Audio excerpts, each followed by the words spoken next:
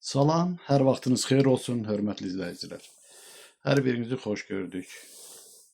Növbəti söhbətimizə başlayıram və bilirsiniz ki, cüt günlər mən həyat fəlsəfəsi ilə bağlı söhbətlər edirəm. Əsasən də tövsiyələrlə, hərflərlə əlaqəli fikirlər bildirirəm ki, o da bizim əlifbanın sıra ilə düzülüşüdür və bu barədə həm tövsiyələr adlı yazılardan oxuyuram sizə, həm də o hərflərin mənalarını deyirəm. Dünən tədrisdə mən unutmuşam, növbəti hərfi göstərməmişəm, hansı ki, bəzi haqq-sevərlər insanlar o dediklərim ki var, bəşəri dillə əlaqəli sözlərdir, yadlarında saxlamırlar, çətinlik çəkirlər və onları nəzərə alaraq yenidən elə bir ki, sıfırdan başlayaraq hərfləri bir-bir göstərirəm, mənalarını deyirəm. Növbəti hərf, yəni ki, tədrisdə dediyim hərf K hərfidir, hansı ki, Q hərfindən sonra gəlir. Yəni, qadın və eyni zamanda da onun həmdəmi olan əks cinsi olan kişi haqda. Bu göstərəcəyim hərf ki var, bu K hərfidir, kişi sözünü mənalandırır. İnsandır, qadında fərqlidir. Burada isə başqa cürdür.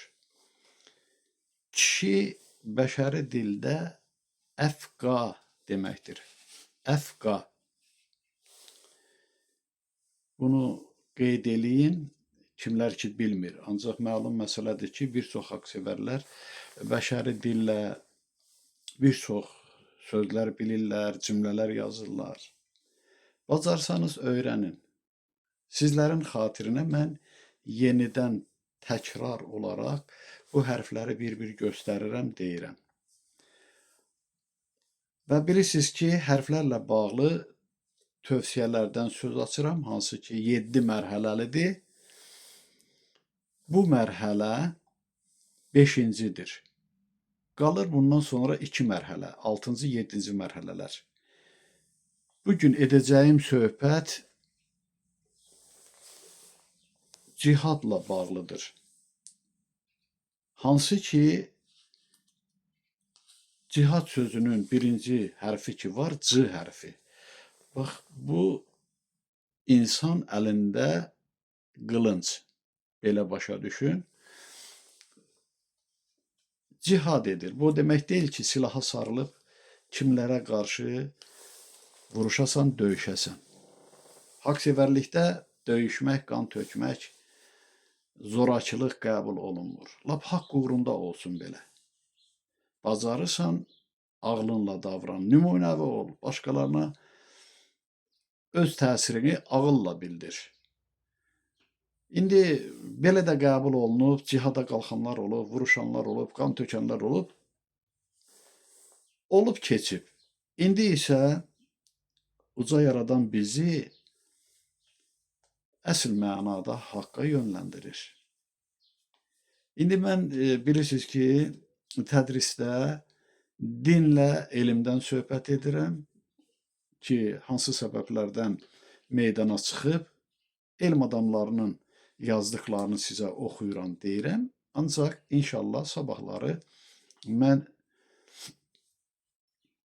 din haqqında əsaslı bir söhbət edəcəm ki, uca yaradan bizlərdən nəyi gözlər? Biz nəyi doğru düzgün bilməliyik? Bu məqama gəlib çıxmışıq. Hesabat zamanıdır. Eyni zamanda da həyatın əsaslı bir dönüşü olacaq və olmalıdır da. Bunu elm adamları da deyirlər, alimlər, akademiklər deyir. Və eyni zamanda oyanışlılar da bu barədə söhbət açırlar, çıxışlar edənlər var. Biz isə haqdan gələn haqq kəlamları ilə məlumatlanmalıyıq və bu əsasla da təlimatlanmalıyıq, formalaşmalıyıq. Siz indiyə qədər eşitmədiyiniz çox söhbətlərin şahid olacaqsınız. Hansı ki, o söhbətləri mən edəcəm sizə.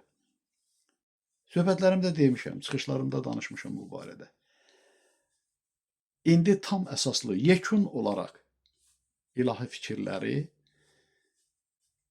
təsdiqi ilə nəzərinizə çatdıracağım ki, tam məlumatlı olasınız. Əsasən də mən həyat məktəbinin üzvlərinə bu söhbəti edirəm. Kim qoşulursa, kim qəbul edirsə, buyursun. Mən gəncləri ən vacib olaraq nəzərdə tuturam ki, onlar ayıq başla, sağlam düşüncə ilə hər şeyi bilməlidirlər. Dinə hörmətlərini əsirgəməməlidirlər. Dinin gözəlliyini öz davranışlarında əks etdirməlidirlər. Bir dindar olaraq yox, dini bilən kimi, dinin mahiyyətini mənimsəmiş insan kimi. Eyni zamanda da bacardıqları qədər də elmi öyrənsinlər. Təhsil alırlar, çox gözəl. Belə fikirləşirəm ki, qoy biliklərin üstünə bilik gəlsin.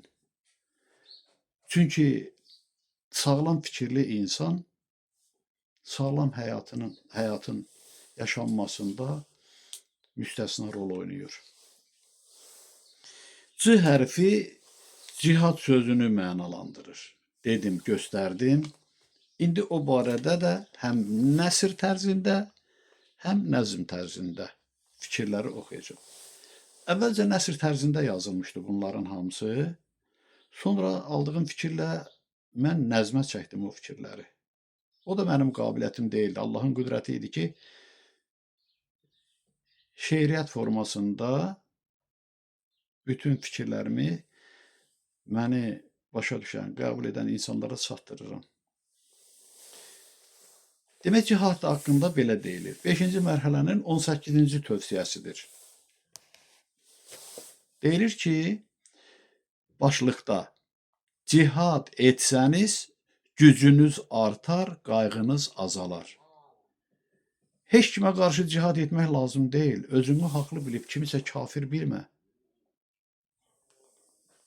Sən öz mənfiliklərinə qarşı cihada qalx. Mübarizə apar özünlə. Səhv hərəkətlərini başa düş, anla, onu aradan qaldır və öz tərəfdaşlarını da belə qəbul et və necə ki, ailə üzvləri belə formalaşırlar, ellikcə deyilir də və yaxud da ki, müəyyən bir qrupla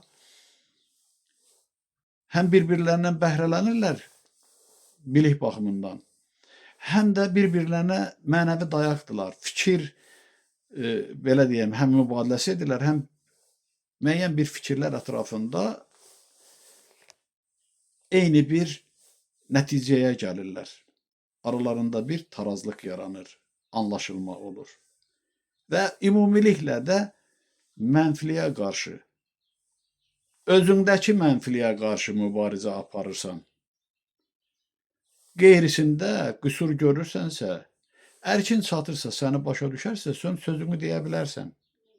Amma yoxsa mən düzəm, sən səhvsən deyib cihada qalxmaq və yaxud da ki, sanki dinin müdafiəsində durursan, mən haqqın tərəfindəyəm deyib, zor gücü ilə və yaxud da silah gücü ilə kimlərəsə cihad adı ilə xətər yetirə bilməzsən. Allah Teala belə şeyləri qəbul etmir. Allahın nəyin qəbul etdiyini mən sizlərə deyirəm və deyəcəm də. Elə sabahdan etibarən də bu xüsusda söhbətlər eləyəcəm. Allahımız haqqda çox yanlış fikirlər var, söylənilir və o fikirlərlə də çox qanlar tökülüb, eyni zamanda da qaş düzəltdikləri yerdə vurub göz çıxardıblar.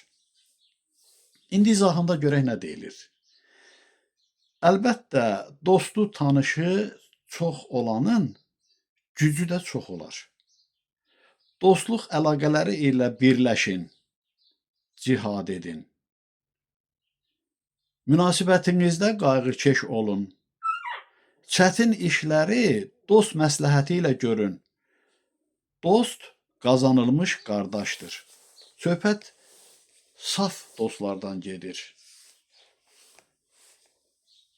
Bir atadan, bir anadan olmasanız da, bir Allahdan nurlanıb, ruhlanıbsınız.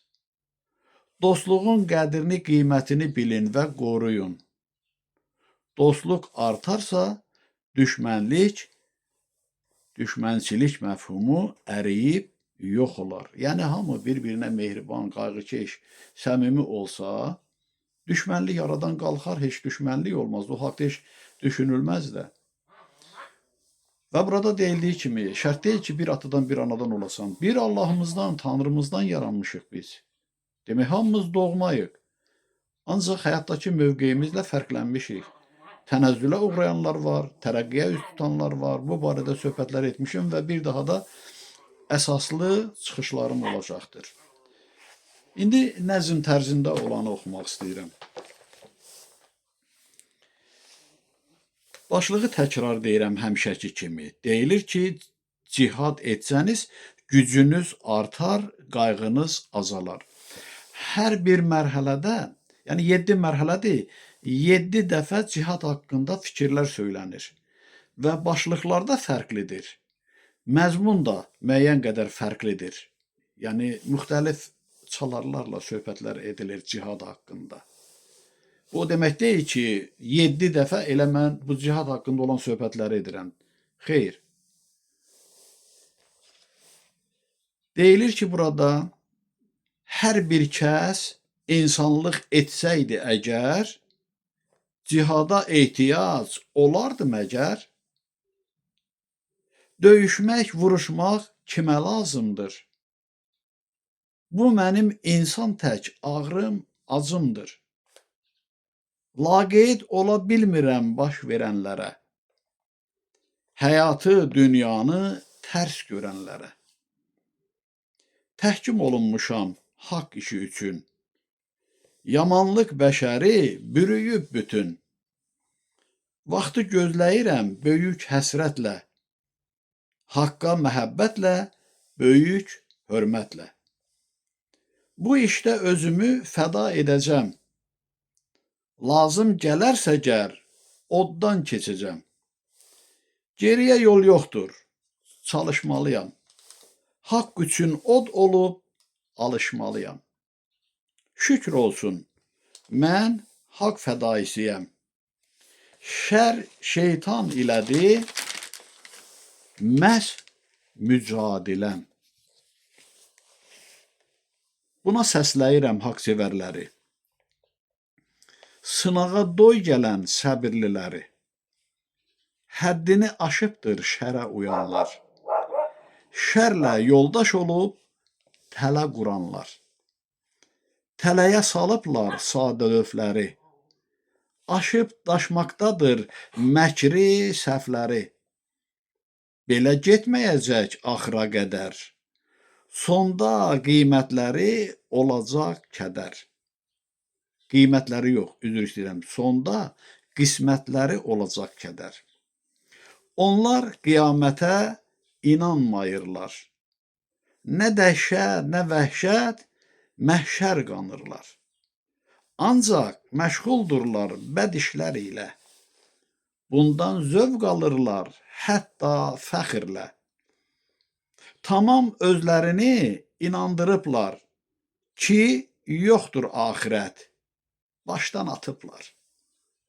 Qarşı qarşıyadır xeyir ilə şər. Növraq pozulubdur, yamandır işlər. Gərəkdir haqsevər diqqətli olsun. Haqqın tərəfinə ağılla dursun. Haqqın tərəfində ağılla dursun. Hissə qapılmağa ehtiyac yoxdur. Azdır haqsevərlər, lakin şər çoxdur. Hər işin vaxtını düz bilməliyik. Haqqın məqamını gözləməliyik. Zamansız hərəkət məğlubiyyətdir. Sanmayın gözləmək məcburiyyətdir. Düşmənin gücünü nəzərə alsan, Əlbəttə döyüşdə məğlub olmazsan. Odur ki, hər şeyi saf-çürük edək. Uduzarıq əgər diqqət etməsək. Dünyanın elə bir yeri yoxdur ki, şər orada olmasın, şər çoxdur çünki. Şərlərin çoxluğu qorxutmur bizi. Allah yetişdirib hər birimizi. Məğrur dayanmışıq haqqın yolunda. Can əsirgəmərik eşqin uğrunda. Sarsılmaz birliyi yaratmalıyıq. Ayrı seçkiliyi salmamalıyıq. Doğmadan da doğma olmalıyıq biz. Doğmalıq olarsa şər üstün gəlməz. Doğmadan da doğma olmalıyıq məhz. Doğmalıq olarsa şər üstün gəlməz. Bircə yolumuz var, o haqq yoludur. Bu yol nurlu yoldur, pakdır, uludur. Əyrilər bu yolla yol gedə bilməz. Əgər getsə bir kəs, mənzilə yetməz.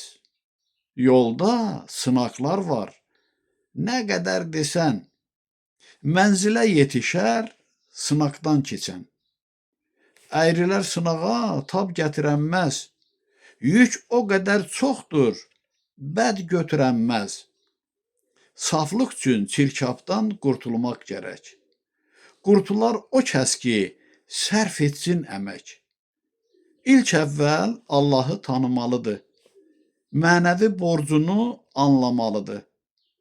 Xidmət etməlidir haqq ədalətə.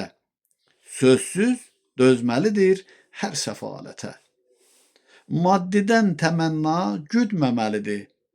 Heç zaman Allahdan küsməməlidir. Hər kəsə hörmətlə yanaşmalıdır. Ağıllı, məntiqlə danışmalıdır. Ən çətin məqamda səbir gərəkdir. Səbirli olmayan demək kövrəkdir. Əgər kövrəkdirsə, tez sına bilər. Allahdan, haqq işdən tez dönə bilər. Dönməz olmalıdır haqq aşiqləri. Qəbul etməz, sevməz haqq asiləri. Məgər bunu başa düşmək çətindir? Ey insan, nə etsən öz qismətindir. Əlbəttə, nə əksən, onu biçərsən. Hansı yolu tutsan, oradan keçərsən.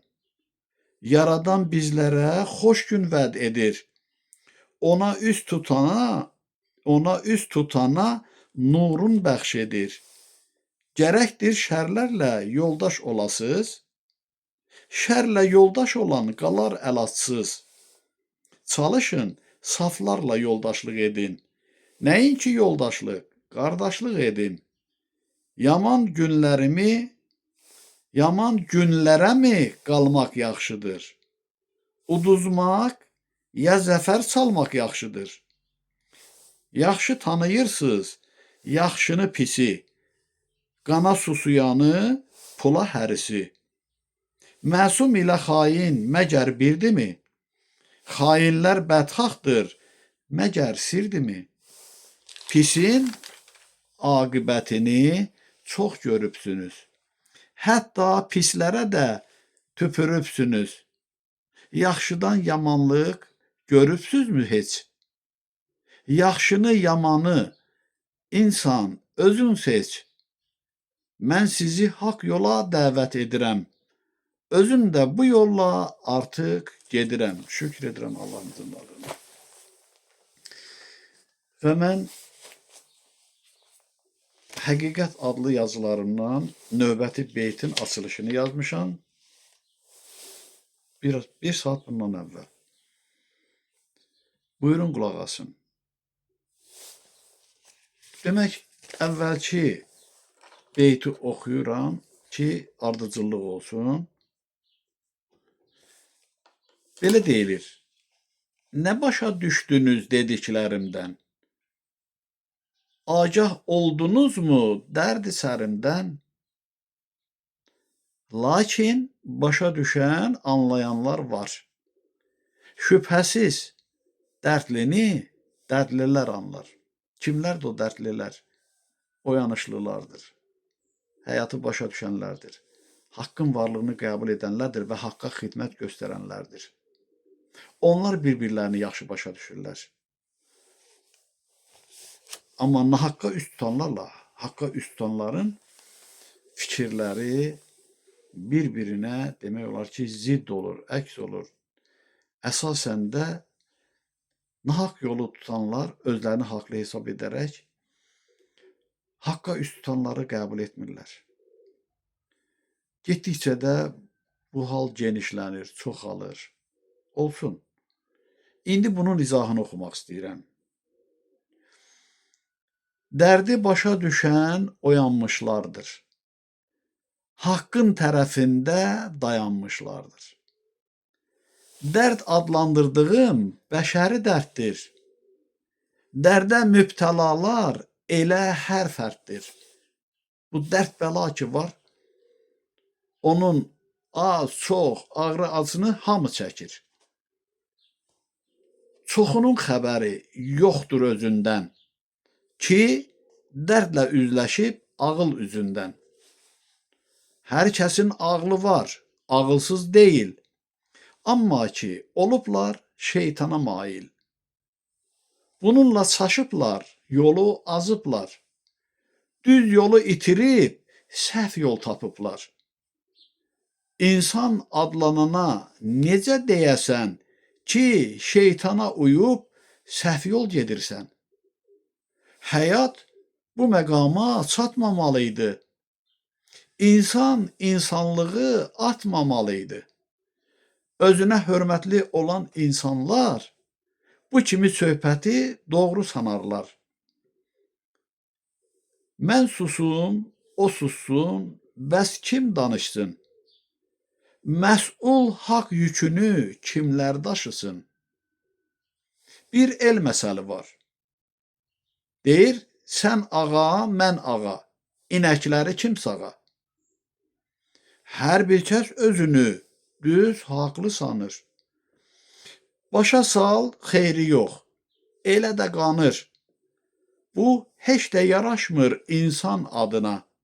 Fərq etməz, kişiyə, həm də qadına.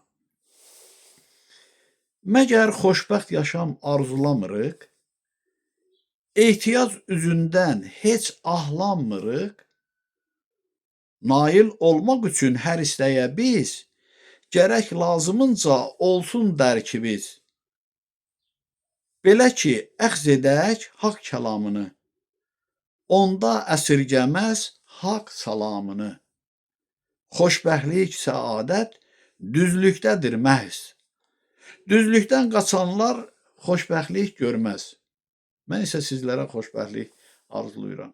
Qismətiniz olsun. Ancaq xoşbəxtlik zəmbillə gətirib verilmir. Onu qazanmaq lazımdır. Heç bir pulla, dəyərlə onu almaq mümkün deyil. Onu ancaq halal alın təri ilə, zəhmətlə, eyni zamanda da düzlüklə, haqqın varlığını dərk edib, haqqa, ədalətə xidmət etməklə.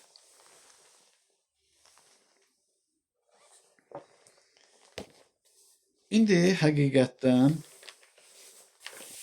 harda qalmışdıqsa, oradan beytlərin açılışını oxuyub, izahlarını nəzərinizə çatdıracağım. Növbəti beyt belədir. Seçimi düz edin, son gəlir fəqət. Bəhrə də sizindir, zülm də əlbət. Hansı seçimi? Ya haqq yolunu seçib o yolla getməsən, ya da nahaq yola üst tutacaqsan. Bu yoldan əgər uzaqlaşdınsa, ayrı yolu götürdünsə, o yol əyri yoldur. Düz və səhv yol vardır. Haçalanır yol. Mən həmişə deyirəm, bir əyini bura qoy, bir əyini ora qoya bilməzsən ki, yol ayrılır, haçalanır. Ya bu yolla getməlisən, ya o yolla. Heç birində də maneə yoxdur. Deyilmir ki, bu səhv yoldur, sən buradan qayıt. Ancaq əvvəlcədən Allah öz kəlamları ilə fikirləri təlqin edir ki, sən biləsən, düz yol səni hara aparır, düz olmayan yol hara aparır. Əgər sən inadkarlıq göstərib, tərsliklə, haqq yolu ilə addımlayırsansa, yolun açıqdır, gedəcəksən. Amma onun yolları müsibətlidir, zülümlüdür. Bir şey də deyim, çox nadir hallarda kimsə əyri yolla gedir, anlayır, başa düşür ki, yox, deyəsən bu yolu azıb səhv gedir, o yoldan vaxtında qayıdır. Bax, onlar da qazanırlar. Amma o yolda da bir cazibədarlıq var ki, insan o cazibə ilə davam edir, gedir, geri qayıtmaq istəmir. Və yaxud da ki, o elə bir cazibə qüvvəsidir ki, sən ondan qopa bilmirsən.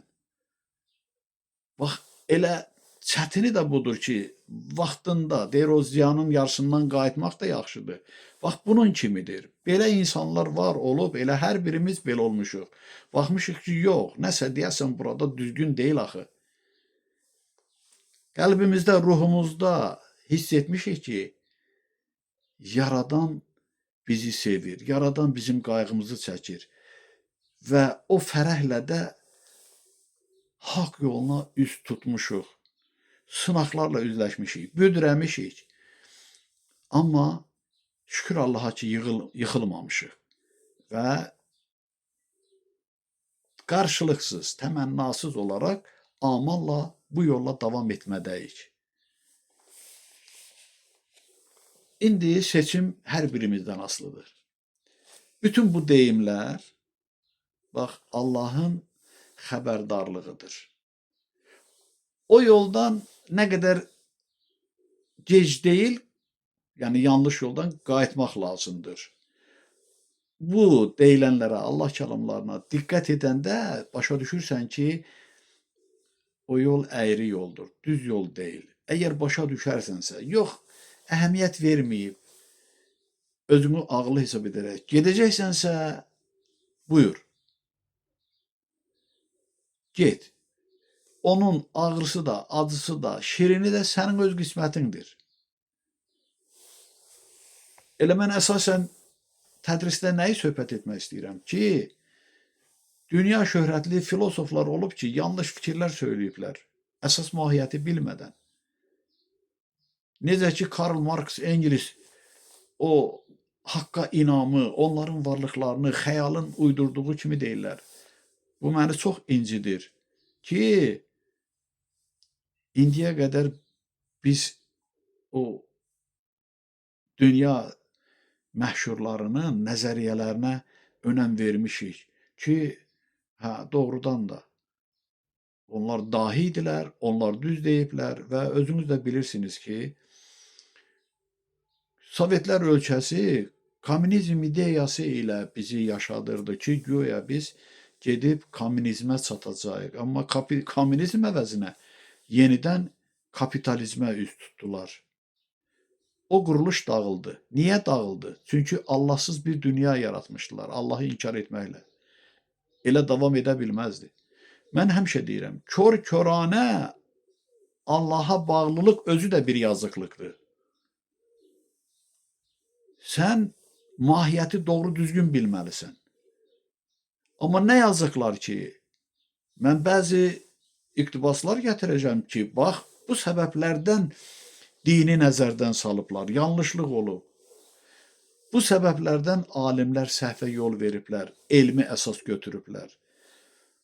Nə bir tərəfli dindən yapışmaq lazım deyil, nə bir tərəfli elmdən.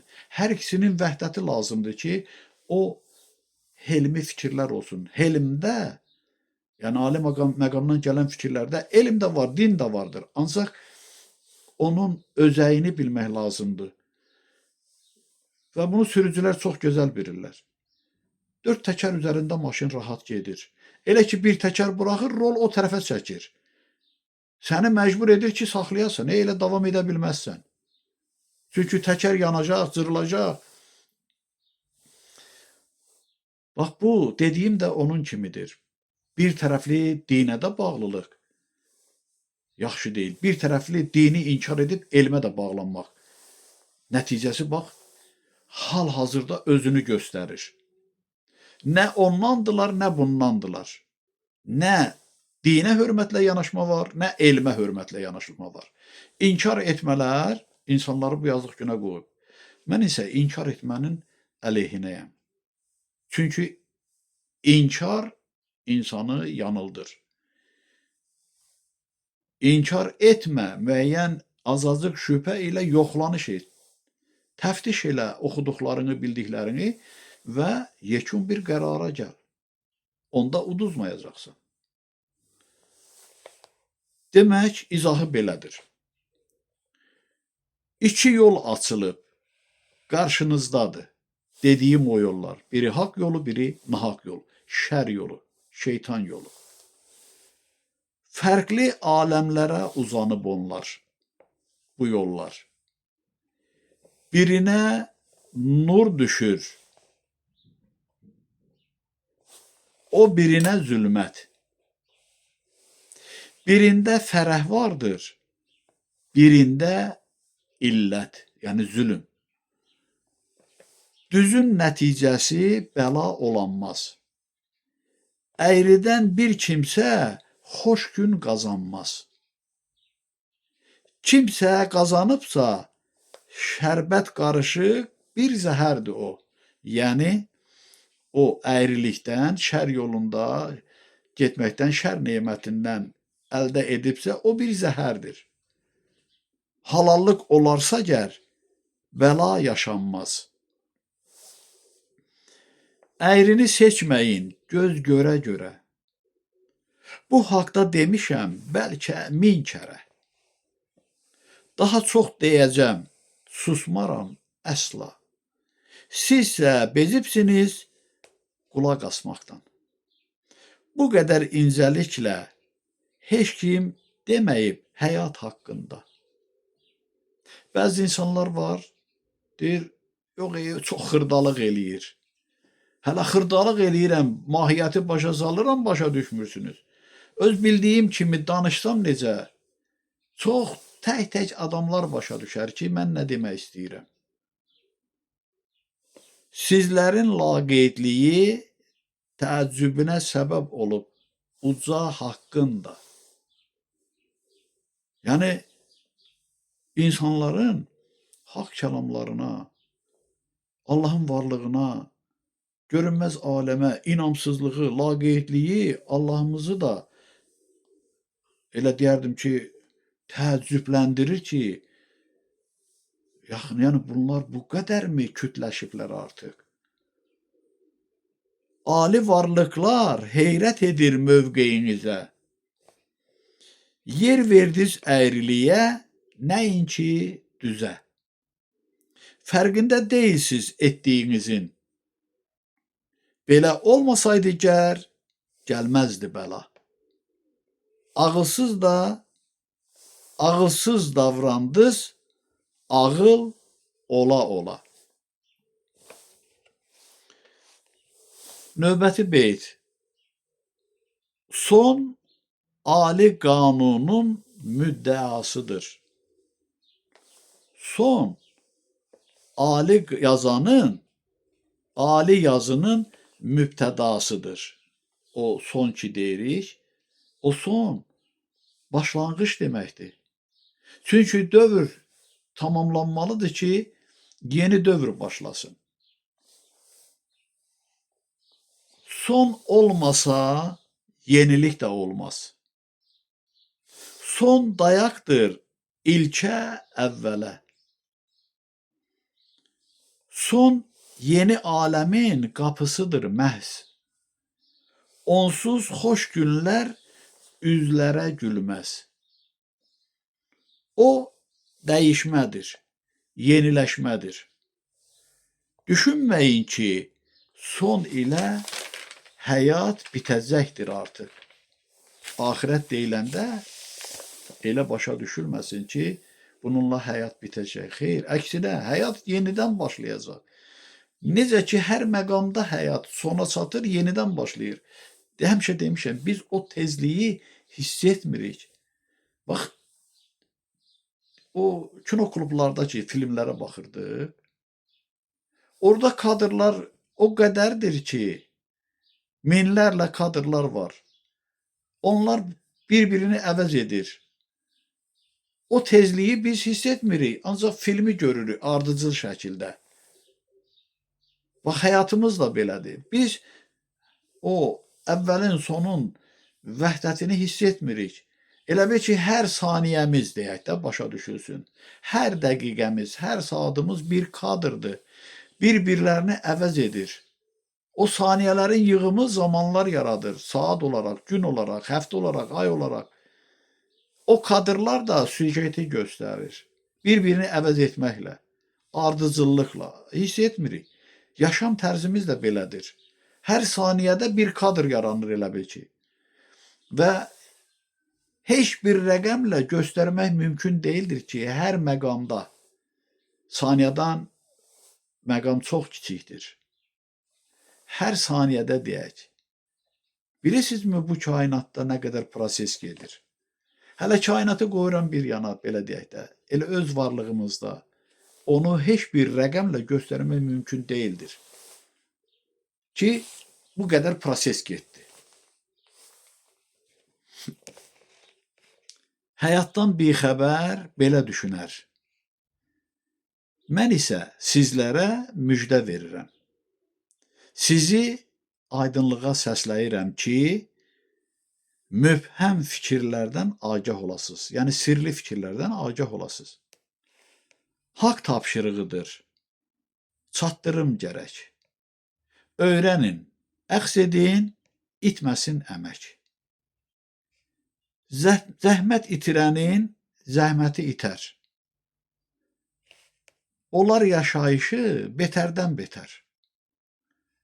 Xoşbəxt etmək istəyir yaradan bizi. Naşükür olmayaq, yanlışlıq ilə. Allahın zəhmətini itirməyək. İtirəriksə zəhmətimiz itəcəkdir. Şeytana qul olduz, səhvləri düz bilə-bilə. Bədbəxt olursunuz, bax, belə-belə. Növbəti beyt. Səbəblə başlayan nəticəlidir. Deyirəm, biləsiz, nəticə nədir? Hər səbəbin mütləq nəticəsi vardır. Səbəbsiz nəticə təzahür etməz. Nəticə yeni bir səbəbə zəmin yaradır. Bu kimi anlamla həyat var olub. Nələrsə rəng alıb, nələrsə solub. Fərqli mənalarla bu təkrarlanıb. Çoxu ad itirib, çoxu ad alıb. Rəngdən rəngə düşüb bu geniş aləm. Köhnəlib, təzələnib, fərqli baxışla. Hər nə var aləmdə, o nəticəlidir. Bunları anladıq. Həyat var olsun. Bizdən gizlənən var nəticə kimi. O, səbəblərin cövhəridir məhz. Bəşər övladları yetməsə ona, müsibət yaşanar bəlalar ilə. Düşünün, fürsəti verməyin fövtə. İnsanlıq ən ümdə nəticədir. Bərpası lazım. İtmiş insanlığın bərpası lazımdır. Yetər pərakəndəlik. İnsanlıq itir. Ey özünü insan bilən, nə üçün şeytana olubsan əsir? Qayıtmaq vaxtıdır özünə artıq. Hər bir səhv söylənir açıqdan açıq. Bundan biz nəticə çıxarmasaq gər, çox keçməz üstümüzü alacaq məhşər. Son, axirət. Yeni bir həyatın başlanğıcıdır. Olduqca şirindir, həm də acıdır.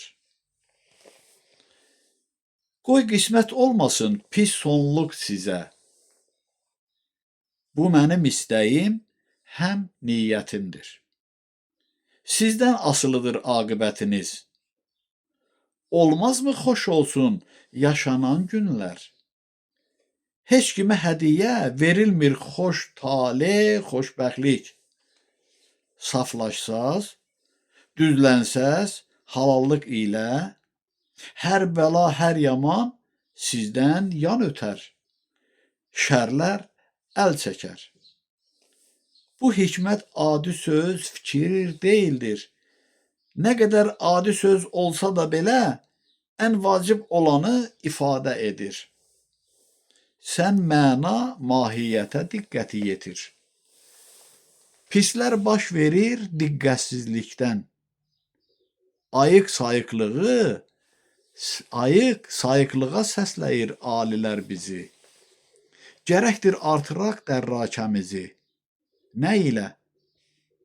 Helmlə, elmlə, öyrənmək ilə. Düşməndir insanlığa qanunsuz olan. Düşməndir ifratçılıq, haramla yalan. Zamanı, miqdarı düz təyin etsək, bədbəxtlik, fəlakət, müsibət olmaz. Belə yaşanmaz. Son deyirik, qiyamət, axirət deyirsiz ona. Düşünün bir anlıq, hazırsız ona. Düşünün bir anlıq, hazırsız ona. Özündən müştəbih hə deyəcəkdir. Ki, yəni, düşünün bir anlıq, hazırsız ona. Özündən razı olan deyəcək, hə, hazıram. Çünki anlamsızdır bu kimi kəslər. Rişxənd eləyirlər belə söhbətə. Bundan artıq qanmazdan nə gözləyəsən? Bilirsiniz nə qədər belə insan var? İnsan yox, məxluqdur onlar. İnsan olmağa səsləyirəm o məxluqları. Sona nə qalıb ki, yetişib zaman. Xilas olacaqsınız, etməyin güman. Sizə olacaqlar,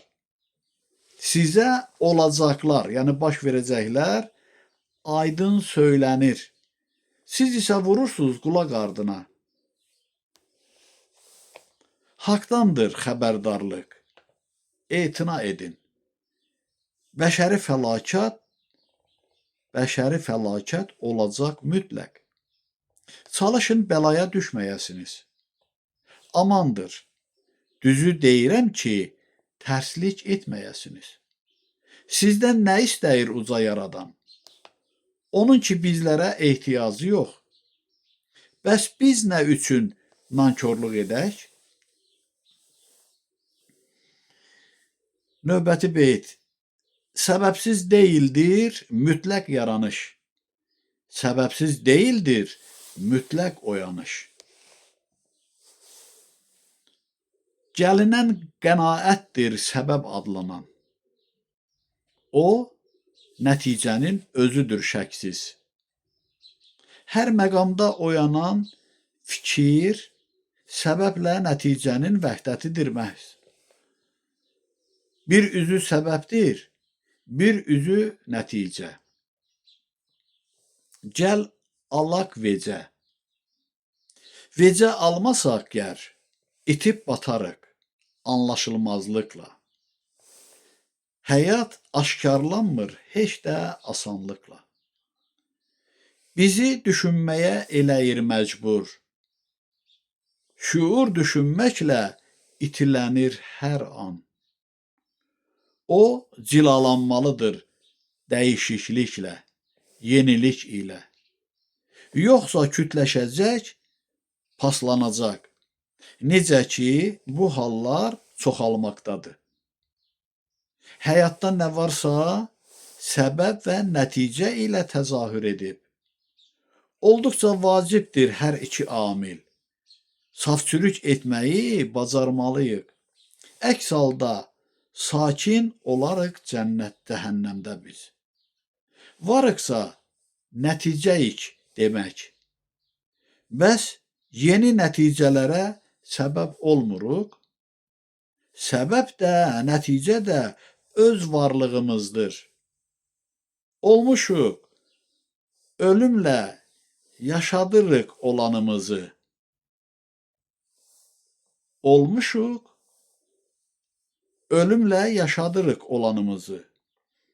Oyanan yatır, yatan oyanır hər bir məqamda. Səbəb və nəticədə əks olunur bu hal. Olmayaq lal. Söyləyək bilsinlər bu həqiqəti.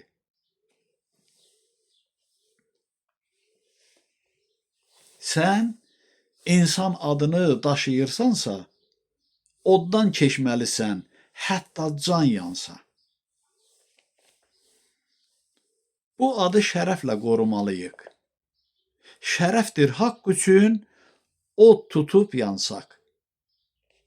Fəxarətdir şam kimi ərisək belə. Odumuza qızınsın qoy üşüyənlər.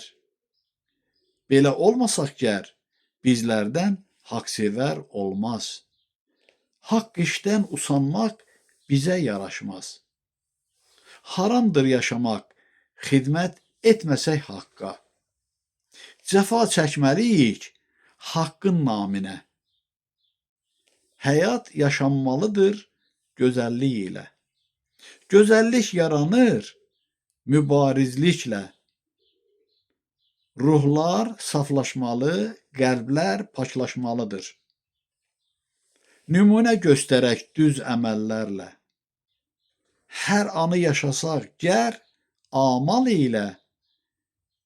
Təmizlənər qəlbdə niyyətlər. Durmayaq, göstərək haqqın gücünü. Aşkar edək şeytanın çirkin üzünü.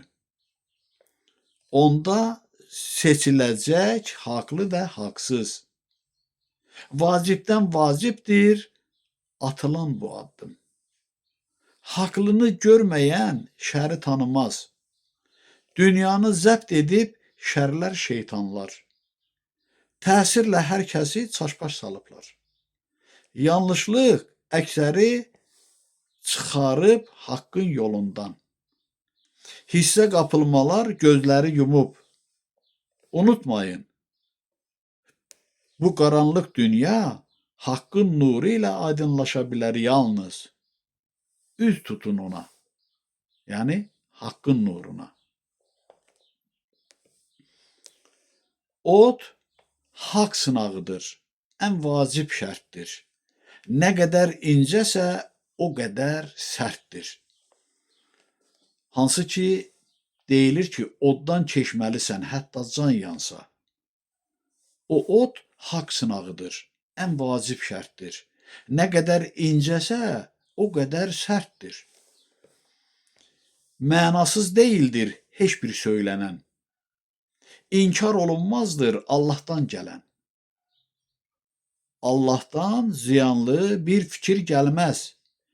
Nəinki fikirlər, sərt sınaq belə. Bizi yetkin edir hər bir çətinlik. Çətinlik çəkməsək, puxtələşmərik. Asana öyrəşsək, əzab çəkərik. Asan başa gəlmir könül oxşayan. Yəni asan başa gəlmir asan başa gəlmir könül oxşayan. Könlü şad olacaq fikri anlayan. Gərək arif olaq məna açmaqda.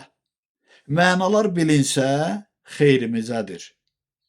Həyat mənalarla sirlidir şəksiz.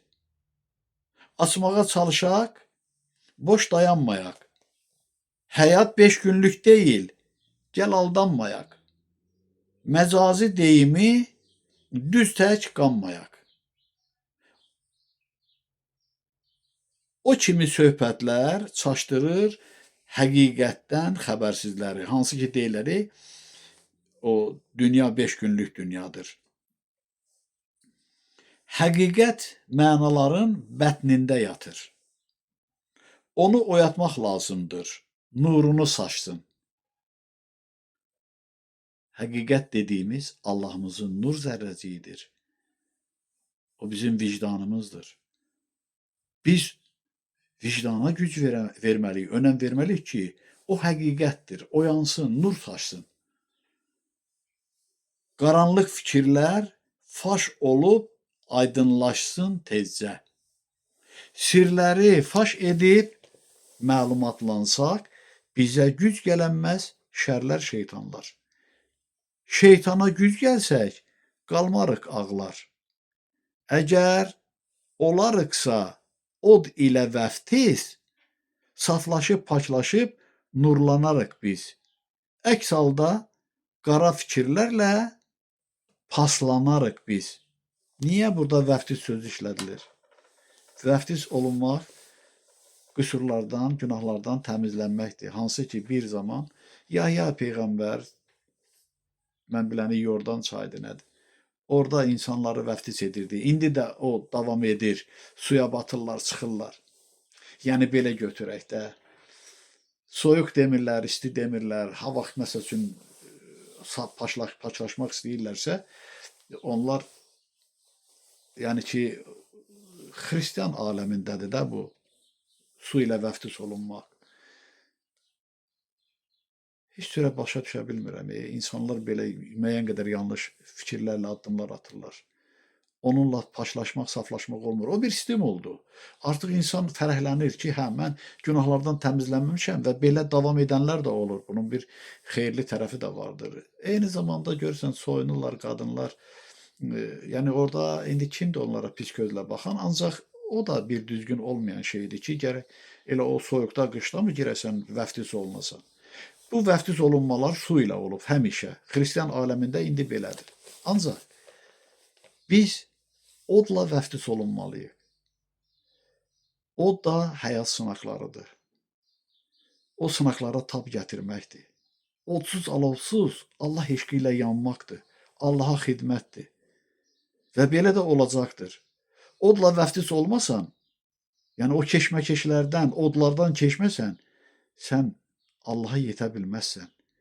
Yəni, o həyatı başa düşən, oyanmış insan nəfsinə də belə deyək, dözüm gətirir. Ondan sonra öz səhvlərini başa düşür, anlayır. Nə qədər onun üçün çətin məqam yaransa da, Allah eşqi ilə dözür ona, sinə gəlir. Və belə müqaviməti ilə də özünü sübuta yetirir ki, o haqq tərəfdarıdır.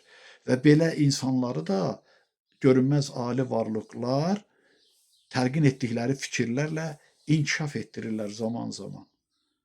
Və onlar da o çətinliklərə dözümü ilə, odlara qalanmaqları ilə o nurların daha möhtəşəmlərini qəbul edirlər. O yüksək enerji olaraq insana daxil olur.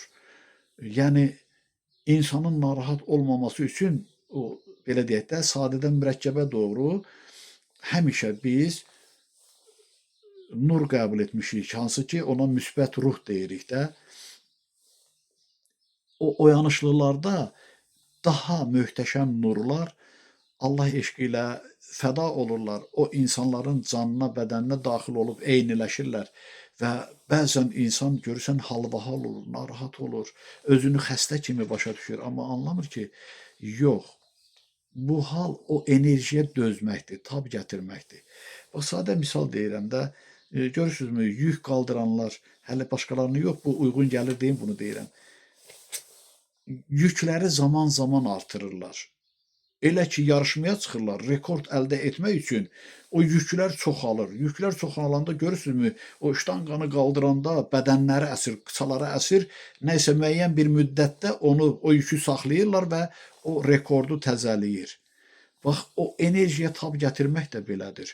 Sən nə qədər tab gətirirsənsə, ona uyğunlaşırsan, daha ağır yükü götürürsən. Həyat sınaqlarına sinə gərən insan, demək, daha ağır sınaqlara dözümlü olur. Və beləliklə də o dözümlülüyü ilə, o haqqa xidməti ilə sağlam fikirləri enerji olaraq qəbul etməklə nə qədər əziyyət belə çəksə də o dözüm göstərir və bu dözümlülüyü ilə aliləşir. Adi həyatın lüzumsuz şirin nemətlərinə deyək də, mənəvi nemətlərinə və yaxud da ki, gedişata aldanmırlar. Niyə? Çünki mənəvi aləmin yaranmasına üst tuturlar ki, maddi dünyada biz onu arzulayırıq, amma onu əldə etmək üçün həyat sınaqlarına dözmək istəmirik və yaxud da ki, büdrəyirik. Nəyinsə şirinliyinə tamah edirik. Varlanmaq həvəsi olur və yaxud da ki, hər hansı bir marağın təminatı üçün də təmin olunması üçün əyri addımlar atırlar. Biz də səhvlər etmişik, əyri addım atmışıq. Amma şükürlər olsun ki, anlamışıq, başa düşmüşük ki, zaman ki, yox. Bundan uzaq olmaq lazımdır. Olsun içkini atmaq, siqareti atmaq nə qədər çətindir və o çətinliyə sinə gərə-gərə nəhayətdə ondan uzaq olursan. Hamısı bir həyat sınağıdır. Hansı ki, ali məqamda o qəbul olunmayandır. O adi həyatın gedişatına uyğun olandır. Biz isə o dövr dəyişdiyinə görə yeni zaman ali həyat tərzidir. Adi həyat tərzindən qurtulmalısan ki, ali həyat tərzinə qədəm qoyasan. Sən orta məktəbi bitirməlisən ki, ali məktəbə daxil olasan. Çünki arzun var, istəyin var ki, ali savad qazanasan, əldə edəsən. İstəyirsənsə, sən bu adi həyat tərzindən uzaq olmalısan. Yəni, orta məktəbi bitirməlisən. Yox, bitirə bilməyənlər bizim zamanımızda belə idi. Onları yönləndirirlər sənət məktəblərinə ki, get heç olmasa sənət öyrən. Və sənət öyrənə də o təhsilini bitirməli idi.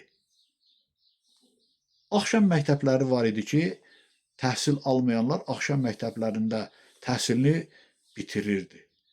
Yəni, əlil olmayanlar, hansı ki, belə deyək, müəyyən qədər ağıldan, müəyyən eşitmədən qüsurlu olanlar, gözləri zəif olanlar oxuya bilmirdilərsə, onları istiqamətləndirirlər və gözdən əlillər üçün də şərait yaradırdılar, onlar işləyirdilər, ailələrini dolandırmaq üçün məvacib alırdılar və yaxud da ki, sağlam olan insanlar mütləq təhsil almalıydılar. O, Sovet hökumətinin belə bir yaxşı prinsipləri var idi ki, özdə Sovet təhsil sistemi çox yaxşı idi. İndiki ilə müqayisədə üstün idi. Amma indi, bəli, daha möhtəşəm bir təhsil sistemi yaranır. Harada? Bu həyat məktəbində. Bizim həyat məktəbində. Ona görə də bizim tək günlərdə tədrislə bağlı söhbətlərimiz olur. O hələ təməldir, binövrədir, qoyulur ki, onun üzərində bina inşa olunsun məcazi mənada. Bəli, əsl təhsil həyat məktəbindən başlayacaqdır. Mən nəyə görə yeri gələndə narazıyam bu təhsil sistemindən?